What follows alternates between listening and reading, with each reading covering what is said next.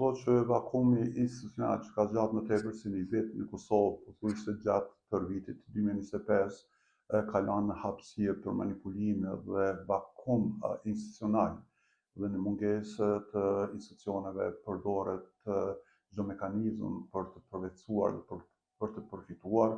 Në këtë drejtim besoj që duhet të pajtohemi që më e mira që ka ndodhur Kosovës në vitin 2026 është më në fund e kemi parlamentin dhe e kemi qeverinë dhe është një dëshmi që po fillojmë një fillim të ri. Në rend të dytë, qeverinë e Kosovës e presin detyra të bartura nga e kaluara që duhet të jetë mjaft sfiduese për t'i zgjidhur. Në këtë drejtim ka pasur iniciativa të ndryshme të cilat kanë mbetur në gjysmë të rrugës të themi për të implementuar. Po e vërteta është që Kosova sa i përket parametrave ekonomik është një sat mjaft të palakmueshme.